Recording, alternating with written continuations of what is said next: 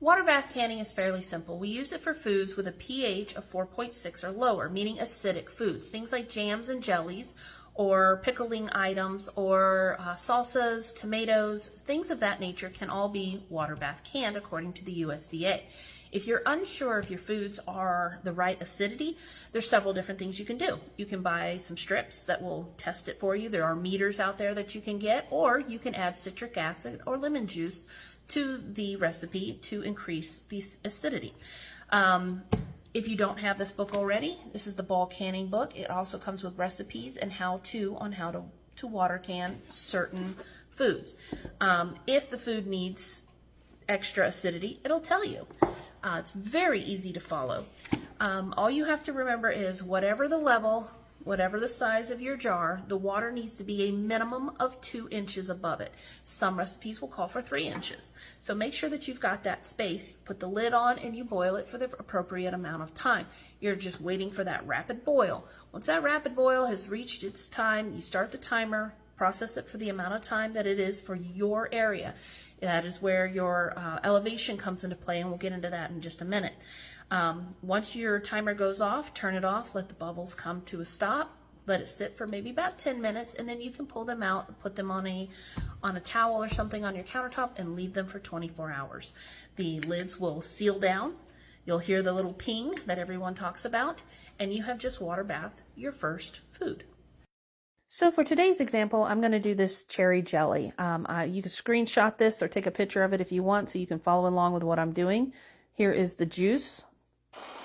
We're going to start by squishing up our cherries according to the directions. Drain those out, let them sit for a couple of hours. Now pectin comes in a bunch of different brands. There's liquid, there's powdered, and the book even gives you some recipes for the liquid kind, which I don't really have. So we're sticking with the powdered today. We're going to mix that pectin in, give it a nice good stir, reach a boiling point. Once you hit that boiling point, you need to add all your sugar in at once and continuously stir until it reaches a rolling boil. Once that rolling boil starts, stir constantly for 1 minute, turn the heat off, and go ahead and skim all of that foam off. You want to make sure your jars are already hot and ready. I heat them up in the same can that I'm going to be water bathing them in, debubble them, and then put the lids on, seal them down, finger tight, and place them back into the water. You want to get this water to a rolling boil. Once it reaches a rolling boil, that's when you start your timer. Put your lid on and set the time. Now this recipe calls for 10 minutes, but this is where your altitude comes into play. For me, I'm over 3,000 feet, so I have to add an additional 10 minutes to it. If you don't know what your elevation is, this book gives great insight into major cities in every one of the states.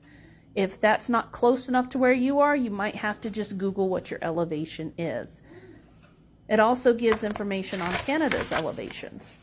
It'll also break down all kinds of problem solvings, like what happens if your lids buckle, what happens if they don't seal, if you lose liquid. This is a great asset.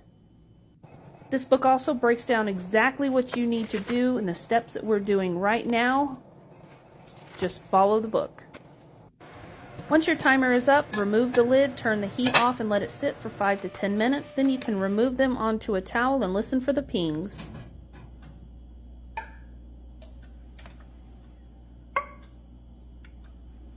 With them all taken out, you're just going to set them aside and leave them for 24 hours. It's been 24 hours. Let's take a look at our jam and see how everything is. So by outward appearance, it has been pushed down. We want to remove our ring and we want to do a lift test. You want to do this every single time. It doesn't matter if it's pressure canned or if it's water bath. You're going to feel if that lid is secure or not. If it is not secured, then you get a chance to reprocess it again. You get 2 shots at it. But it also lets you know if that's a good seal or not. Now I store mine without the rings because I don't want a false positive seal, meaning I don't want it to look like it's sealed and it's not, because what's going to happen is air gets in, bacteria begins to grow, and you can get yourself really sick if you don't realize that that has in fact popped. Okay, so suggestion, store it like this. Now let's open this up.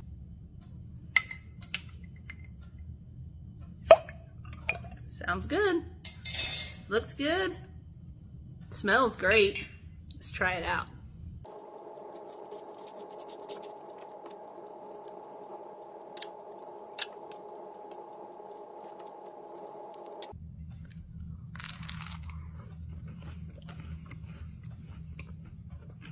Mm-hmm.